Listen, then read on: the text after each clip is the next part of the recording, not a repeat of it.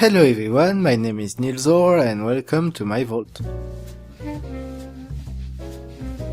Today on Fallout New Vegas 101 we are going to talk about the history of the three families.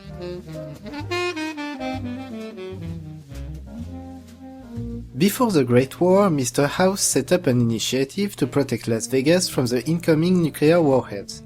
It was fairly effective and reduced the amount of damage the region took when the bomb fell. Afterwards, several tribes lived in the ruins of the once glorious city but never rehabilitated it. In 2274, with the close arrival of the NCR at Hoover Dam, Mr. House woke up his army of Securitron and started scouting what will become New Vegas in the idea of finding tribes that will agree to join him and reconstruct the Strip in order to bring back the city to its former glory. 3 tribes agreed and each one were granted a casino. The Tops for the chairman, the Gomorrah for the Omertas, and the Ultralux for the White Glove Society. Mr. House became the de facto ruler of the city with the 3 tribes' leaders answering to his orders.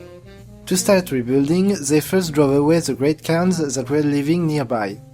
Quickly, New Vegas rose from the ashes with the different casinos made operational again and a big wall built around the strip. It ultimately impressed the NCR scouts that came by, which then led later on to the signing of the New Vegas Treaty. As of 2281, the tribes ruling the casino are called the Three Families. They aren't united by anything besides the words to Mr. House. The use of this nickname is primarily a shortcut to talk about them rather than about a superior unified entity. Indeed, they all hate each other and are watching over the others from the corner of the strip, while Mr. House is acting like an overlord from the top of his ivory Lucky Soliate tower. The 3 families have barely any communication with him anymore besides when a Securitron come get his cut of the casino's profit.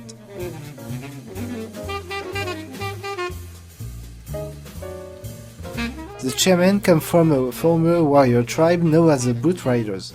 They follow an honor code until this day which holds values against duplicity and treachery. When Mr. House approached them, their leader at the time, named Bingo, refused to join them despite most of the tribe agreeing to it. Right after the refusal, a battle for leadership, settled via combat with knives, made Benny their new leader.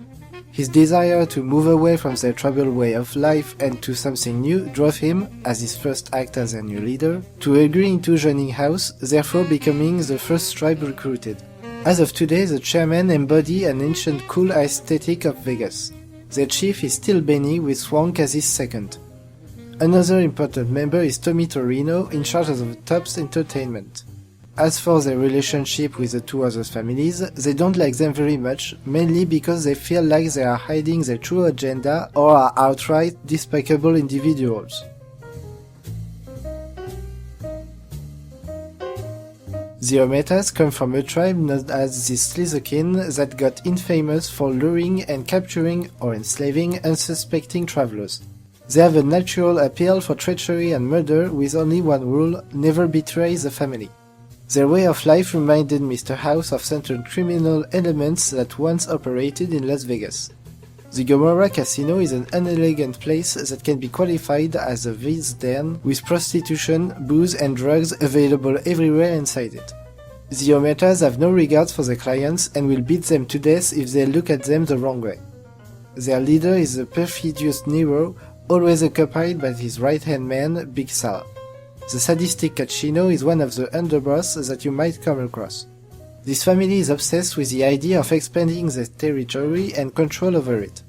For example, they hook their new employees on free cams until they become addicts. Then they charge for each additional shot while taking a cut from the money they make. Lately, it has been rumored that they are collaborating with Caesar's Legion to bring the Strip's downfall and take it over for themselves.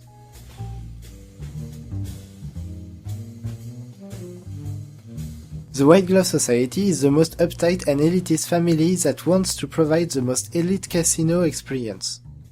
Hidden behind their mask to add to an atmosphere of mystery, their members see other people in the Mojave as beneath them. They got a reputation for serving the best meat-based meals of the wasteland at their restaurant, The Gourmand, the recipe being kept by their cookmaster, Philip. You will need to have a full membership to be allowed to taste it.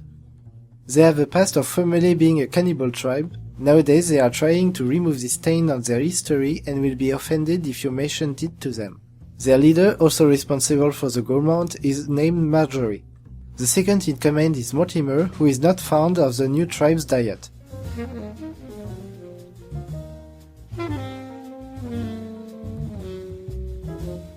On the next video will be the part of the main quests that deal with the Omertas. Thank you for watching and see you later.